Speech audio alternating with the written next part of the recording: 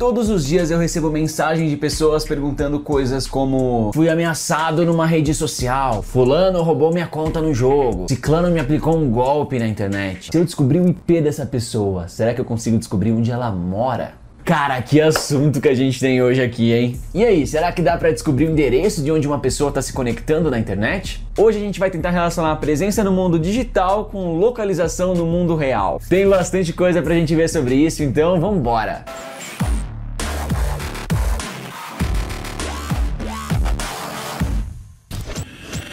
Olá, seja muito bem-vindo, eu sou o Gabriel Pato e esse aqui é o canal que reúne a galera que ama tecnologia e hacking. Aí, antes da gente começar o nosso assunto do dia, deixa eu atualizar vocês com o que tá rolando lá na maratona Behind the Code da IBM. Os desafios das semanas passadas foram incríveis e o dessa semana também tá muito irado. Eu acho muito legal pegar tecnologias de ponta para resolver problemas do mundo real e o desafio dessa semana tem muito disso. Parte do desafio dessa semana consiste em criar um sistema que consiga identificar se os produtos em uma prateleira de supermercado estão organizados ou não. Tudo isso com base em uma câmera que vai estar lá tirando fotos dessa prateleira e enviando para o seu algoritmo. E antes que você já surte aí falando, cara, vou ter que fazer algo que entenda uma imagem, relaxa, que nesse desafio você vai poder usar o Watson Visual Recognition da IBM, que vai tornar tudo muito mais fácil. A manha tá em treinar o Visual Recognition com imagens de referência mostrando o que é uma prateleira organizada e o que é uma prateleira desorganizada. E aí você vai aplicar esse modelo resultante nas fotos que você vai passar a receber das câmeras dessas prateleiras. Tem uma demonstração disso rolando lá no site da IBM e nesse demo eles treinaram ele com imagens de uma seguradora de veículo, mostrando vários tipos de danos em carros, pneu furado, vandalismo, para-brisa quebrado, e a partir daí com novas imagens enviadas para clientes de problemas em seus veículos, o Watson Visual Recognition já sabe identificar qual é o tipo de categoria desse problema, tudo graças ao modelo que já foi criado por ele, rapidaço, e é muito legal. Então para quem tá participando da maratona, corre lá e participa do desafio dessa semana que tá muito legal. E se você ainda não tá muito por dentro da maratona Behind the Code ou quer saber mais sobre essas tecnologias, entra nesse link aqui embaixo, dá uma olhada no site da maratona que, cara, é fantástico. Para todo mundo que tá participando, boa sorte e bom aprendizado, divirtam-se muito que esse desafio tá muito massa. Saber onde está conectada uma pessoa ou uma empresa por trás de um IP na internet é algo desejado por muita gente na rede. Tem, é claro, aquela situação que eu já mencionei aqui, de quem está aí investigando alguém que cometeu algum crime, alguém que está te sacaneando, ou que você tem curiosidade de saber quem é que está por trás de um nick aí da internet. Mas também tem outras situações que não são tão frutos de tretas assim. Muitas empresas, por exemplo, querem saber de onde são seus visitantes por estratégia de marketing. É muito valioso saber quais as regiões você tem mais público. Isso faz parte do planejamento de qualquer empresa. Tem sites, por exemplo, que oferecem conteúdo personalizado. Se você é da cidade X, vale a pena um site entregar direto as notícias que ele tem para essa cidade. Então vale muito a pena personalizar a experiência com base na sua localização. E tem ainda aquele caso que a gente no Brasil sofre bastante, que é o bloqueio de regiões por alguns sites, principalmente nas plataformas de streaming. Muitas plataformas só detêm os direitos de reproduzir vídeos para usuários dos Estados Unidos, por exemplo, e aí quando vê que alguém é do Brasil, eles bloqueiam. E para isso eles precisam detectar de onde esse usuário está conectando. Tá bom, mas como a gente sabe de onde ele está conectando, até que ponto a gente consegue saber mesmo exatamente onde o cara tá? São várias as situações que a gente poderia discutir aqui, mas vamos começar com a mais objetiva de todas, que possivelmente é a que vocês têm na cabeça. Se a gente tiver um endereço IP, dá pra gente chegar no endereço? Vamos ver. Mais pra frente do vídeo eu vou abrir para outros cenários, mas vamos começar aos pouquinhos. Vamos falar de um endereço IP. Vou começar falando de 3 formas que a gente pode usar para levantar informações sobre a localização de um endereço IP. E a primeira forma é o whois. E apesar da escrita ser tudo junto, eu acho que você já sacou que a gente tá falando das palavras whois, que significa quem é. O whois é um protocolo de consulta de registros na internet. Ele pode ser usado para consultar registros de IPs e de domínios. Ah, então já sei, é só consultar o IP que a gente quer e descobrir que já vai aparecer o endereço do cara e acabou. Bom, na verdade as coisas não são tão simples assim. Mas o whois pode sim dar bons insights a esse respeito. Deixa eu resumir aqui como é que funciona essa parada. Os endereços IP são gerenciados por organizações. Cada região do mundo tem a sua organização responsável. Na América Latina temos a LACNIC, nos Estados Unidos temos a ARIN. Qual a pronúncia PTBR dos nomes, tá? O seu provedor de acesso, que você usa aí para conectar na internet, tem um bloco de IP que ele adquiriu. E esses IPs que o seu provedor adquiriu, ele pode usar como bem entender. Então, na organização competente, o seu provedor está lá registrado como sendo o proprietário daquele bloco de IPs que ele adquiriu e que ele usa. Então, se você usar o serviço de whois para consultar qualquer um dos IPs que pertence ao bloco do seu provedor, o resultado dessa consulta vai aparecer lá o nome do seu provedor, o CNPJ, enfim, os dados mostrando que o seu provedor é o responsável por aquela faixa ou por aquele IP em questão. Então veja, você pode consultar um IP que você achou na internet no Ruiz e pode ser que apareça um endereço físico no resultado dessa consulta, mas atenção, esse endereço é do responsável do bloco de IPs, no caso, o seu provedor, e não do usuário que está se conectando por esse IP. Você consegue entender a grande diferença que tem aqui, né? Tem vários sites na internet que te possibilitam fazer essas consultas de Ruiz. Um deles é esse que está o link aqui embaixo, e é bem simples, é bem direto ao ponto, é só colocar o nome do domínio ou o IP que você está interessado, que o resultado da consulta já vai aparecer para você. Então o Ruiz vai dar bons insights sobre o provedor de acesso de um usuário e possivelmente a cidade dele, já que você vai poder ver a área de atuação desse provedor, e alguns deles se limitam a só uma cidade, coisa e tal. Mas infelizmente o Ruiz não vai levar a gente muito além disso, não. Se você esperava o endereço certinho do usuário, não vai ser pelo Ruiz. E aliás, muito cuidado, principalmente quando são IPs pertencentes a empresas multinacionais. Pode ser que o usuário por trás daquele IP ou o servidor por trás daquele IP esteja num lugar totalmente diferente com o de registro que apareceu ali. Um caso curioso aconteceu aqui no canal, no vídeo que eu postei analisando por que estava rolando um lag no Fortnite dos jogadores que estavam usando o meu provedor. Teve gente que quase me crucificou nos comentários ali por um motivo errado, olha só. Aliás, se você não assistiu esse vídeo, eu recomendo que você assista porque eu uso Ruiz nele, eu uso algumas outras coisas bem interessantes que fazem bastante sentido com esse vídeo. Então se você não viu ainda, já deixa de próximo vídeo pra você, beleza? Mas o motivo de algumas pessoas terem me crucificado naquele vídeo é que eu tava mostrando a quem pertencia alguns dos IPs entre o meu computador e o servidor do jogo. E pra isso eu usei consultas no Ruiz. Só que um dos IPs ali apareceu com registro sendo nos Estados Unidos. Então tem gente falando, pô, é óbvio então o motivo do lag. A sua conexão tá indo pros Estados Unidos e dos Estados Unidos tá voltando pro Brasil e por isso você tá lagado, é um problema de rota. Mas não era esse o caso, isso não tem nada a ver. Aquele era um IP, se eu não me engano, da Google, que estava alocado no Brasil, mas o registro dele é dos Estados Unidos, e só.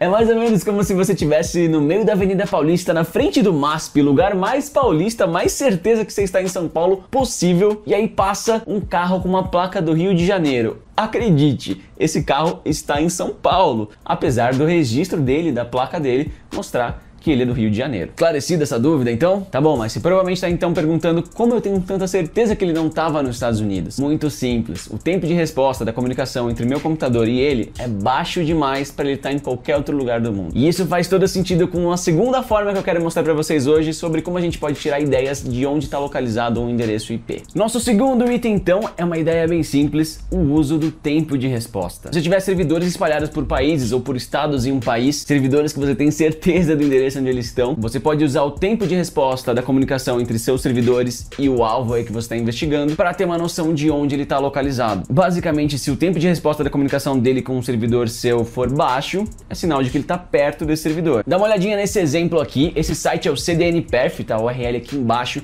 e ele permite que você faça pings de vários servidores do mundo em um alvo aí que você queira testar. Nesse teste coloquei um IP residencial aqui de São Paulo, e olha só, pelo resultado dos pings isso já entrega, né? O servidor deles de São Paulo tem um tempo de resposta super baixo de como ele se comunica com o nosso alvo a ser investigado, e o resto do mundo, obviamente, um ping bem mais elevado. Daria até pra gente tentar ir além e usar a triangulação entre múltiplos servidores para tentar chegar num ponto mais exato de onde ele tá, mas a real é que nunca vai ser algo tão preciso quanto a gente gostaria. A gente sabe que rotas de internet é um negócio embaçado, né? E tem casos que rotas entre dois pontos distantes acabam tendo um tempo de resposta menor do que uma outra rota entre dois pontos mais pertos fisicamente. Então é complicado porque tem várias coisas que influenciariam isso. Sem falar dos IPs que têm rotas diferentes para cada região do mundo, usando o chamado Anycast. Mas esse é um caso bem mais peculiar que não deve acontecer para você que está investigando um IP residencial. A terceira forma e mais eficiente da nossa lista aqui hoje é usando o serviço de GeoIP.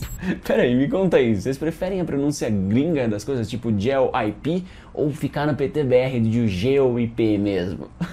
Conta pra mim aí. No começo do vídeo eu já mencionei várias razões para as empresas quererem saber aí a localização dos seus usuários. Vocês imaginam que se existe uma necessidade tão forte como essa, obviamente apareceu um monte de soluções para atender essa demanda, né? Então várias soluções disponíveis no mercado oferecem um serviço chamado de GeoIP. São serviços em que você fornece um endereço IP e eles te retornam o que eles sabem sobre a localização dele. Esses serviços revelam a cidade de um endereço IP com uma taxa de acerto bem interessante. Mas como é que eles criaram esses serviços? Como é que eles sabem localizar um endereço IP? Na real, esse tipo de serviço é uma grande base de dados onde eles compilam informações de fontes diversas. Inclusive, eles usam esses dois métodos que eu já mencionei aqui, só que eles vão bem além disso. A vantagem deles é que eles vão atrás das empresas responsáveis por cada bloco de IP e consultam com eles, fazem parcerias com eles, fazem negócios com eles, para que eles forneçam em maiores detalhes as informações de onde eles estão alocando cada endereço IP. E aí a base dos caras é meio que isso, eles vão anotando bloco por bloco que eles estão investigando com os responsáveis. Então esse é um trabalho constante dos caras de sempre manter essa base atualizada, porque eles estão sempre conversando com as empresas que são responsáveis, que detêm blocos de IPs, e vendo com elas onde eles estão usando esses IPs. Então, o bloco tal agora está sendo usado por um provedor lá de Belo Horizonte. Então eles atualizam essa base para sempre ter o melhor serviço possível. Pode parecer estranho que os provedores forneçam esse tipo de informação para os caras, mas na real é até bom para os provedores. É bom que os seus usuários tenham a melhor experiência possível de navegação e para eles receberem conteúdo personalizado da cidade deles, ou até marketing segmentado para coisas que são anunciadas para quem mora naquela cidade. É importante que esses serviços de GeoIP tenham esse tipo de informação, então os provedores muitas vezes fornecem sim esse tipo de dado. Aliás, essas empresas também recebem relatos dos próprios usuários, quando eles veem lá, pô, essa empresa aí tá dizendo que eu moro na cidade X e não na Y, eles avisam os caras para que eles corrijam na base de dados deles e passem então até uma melhor experiência de navegação. Uma das maiores empresas desse ramo é a MaxMind, e lá no site deles você pode testar o serviço dos caras fornecendo o endereço IP que você quer consultar e eles vão te dizer o que eles sabem sobre esse IP. Nesse link aqui você pode testar o seu próprio IP e aliás me conta aí nos comentários se eles acertaram o seu provedor e a sua cidade. Vamos ver se os caras estão fazendo um bom serviço. Segundo a MaxMind, o serviço deles acerta a cidade de 60% dos IPs brasileiros, erra 38% dos IPs e não tem nenhum dado para responder de 2% dos IPs daqui. 60% de acerto é um número bem interessante. Pô, mas espera aí, a gente tá falando de cidade? Então se é um caso de um crime cometido por alguém de São Paulo, vai ser alguém entre 12 milhões de habitantes? Não tem como a gente chegar mais perto dessa pessoa, não?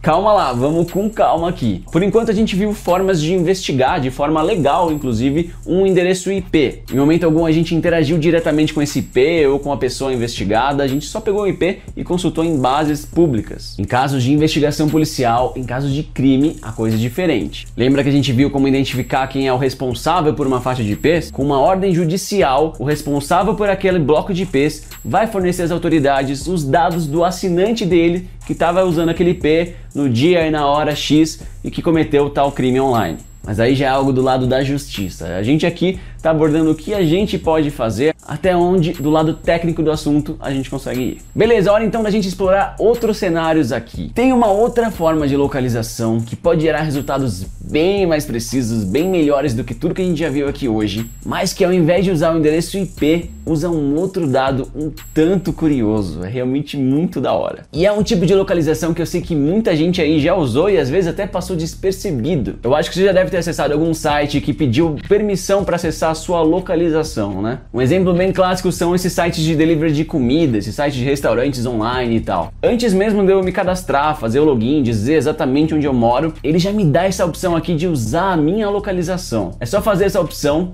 confirmar no navegador que eu permito que esse site acesse a minha localização e pronto, o site já sabe quais restaurantes atendem o meu bairro. Só que tudo que a gente viu até agora só trouxe a cidade, né? E pô, eu tô aqui em São Paulo é gigante. Tem muitos restaurantes aqui de São Paulo que não atendem o meu bairro, por exemplo. E eu tô aqui no meu PC desktop. Não tem nenhum dispositivo de GPS nesse meu computador. Não tem chip de celular, então não dá pra fazer triangulação por antenas de celular. Por IP a gente já viu, não ia ser suficiente. Então que tipo de bruxaria é essa que consegue chegar num endereço tão perto de onde eu tô agora? Essa bruxaria, na verdade, é um recurso do HTML5, é a API de Geolocation. Basicamente uma aplicação web, um site, através de um script JavaScript que vai estar rodando lá no navegador do usuário, pode chamar um método navigator.geolocation.getCurrentPosition, ou seja, um método que pegue a posição atual de onde esse usuário está. Então esse método dispara aquela janelinha de confirmação do navegador do usuário e se ele permitir, o script passa então a ter acesso às coordenadas de latitude e longitude desse usuário. Beleza, mas isso não responde de onde essa informação vem. Se a gente der uma olhada nas especificações oficiais da W3C, que é a organização que determina o padrão da internet aí de como as coisas devem ser implementadas nos navegadores, dá pra ver que eles deixam essa bomba de como pegar a localização do usuário para decisão mesmo de cada navegador. Cada navegador que chegue na sua melhor solução para extrair a localização do usuário. Mas a W3C diz que as fontes comuns são GPS, obviamente, se o GPS estiver disponível, eles vão usar a melhor solução do mundo para isso, mas os desktops não têm.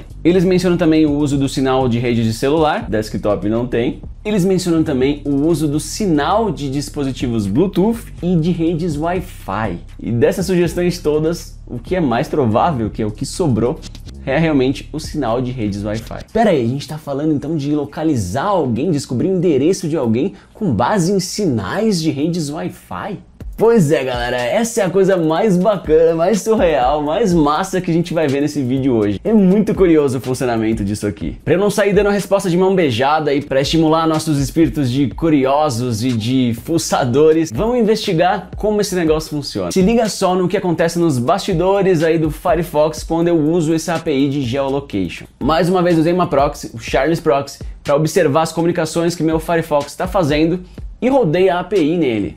Repara que no momento que eu permito o uso da API do Geolocation, que eu quero compartilhar minha localização, o Firefox envia um request para um servidor web, curiosamente, um servidor da Google, uma API da Google. E olha só o que ele está passando para essa API. Ele está mandando a lista de todas as redes Wi-Fi que o meu computador está enxergando em volta dele e dizendo o MAC address de cada uma dessas redes e a força do sinal delas. Sabe quando você vai se conectar numa rede Wi-Fi e aí o seu celular ou o seu PC lista ali todas as redes Wi-Fi que ele está enxergando em volta para você escolher qual que você quer usar para conectar? Além do nome dessas redes, o seu dispositivo também recebe o endereço físico delas, que a gente chama de MAC address. É um endereço meio que único para cada rede, apesar de ter formas de você mudar o seu próprio MAC address, mas enfim, a ideia é que seja um identificador único para aquele seu dispositivo, para aquele seu roteador. E é justamente isso que o Firefox está pegando e enviando para essa API. São os endereços físicos, o MAC address das redes que o seu computador ou o seu celular estão conseguindo escutar ali em volta de você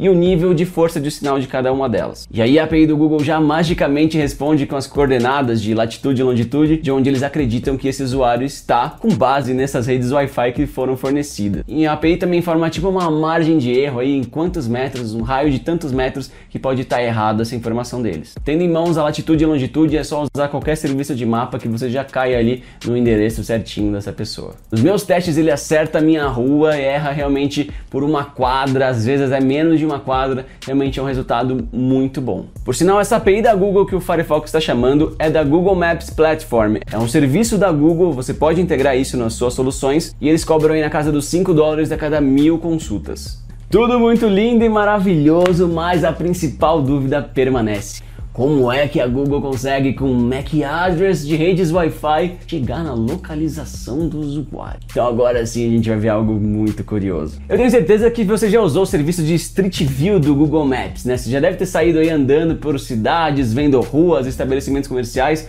com fotos que foram tiradas por carros como esse aqui. Os carros da Google que andam nas cidades tirando foto rua a rua e disponibilizando isso dentro do serviço de mapa deles, né?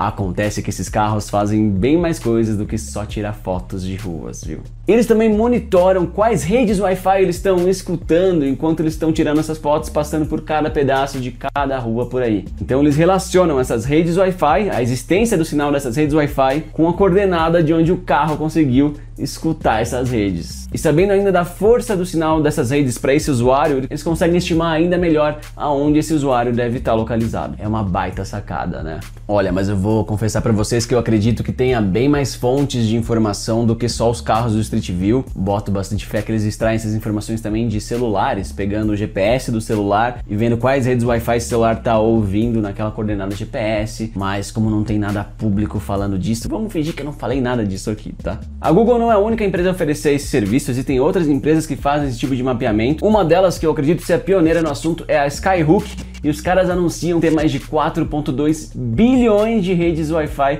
catalogadas e espalhadas pelo mundo, o que é realmente um número surpreendente, né? Esse tipo de serviço é bastante usado por empresas que distribuem ou vendem dispositivos conectados. Pensa numa empresa, por exemplo, que faz Smart TVs. Pode usar esse tipo de serviço para mapear onde essas TVs são usadas, são instaladas, mesmo que o usuário não tenha se cadastrado em nada, daria para fazer um mapeamento de onde todos esses dispositivos estão se conectando na internet, que é um relatório de inteligência de ouro para essas empresas. Agora pensa no malware infectando milhões de máquinas por aí. Já pensou que o autor desse malware poderia usar essa técnica para mapear aí todos os PCs que ele infectou e onde eles estão no mundo? Colocar em um mapinha dele a localização de todos os PCs que ele infectou por aí? Cá entre nós é algo bem assustador por um lado, mas pelo lado da tecnologia É muito massa, né? Aliás, tem um projeto muito interessante, vale muito a pena você conhecer, que faz esse tipo de mapeamento de redes Wi-Fi, mas de forma colaborativa. São os próprios usuários usando ferramentas de monitoramento de redes sem fio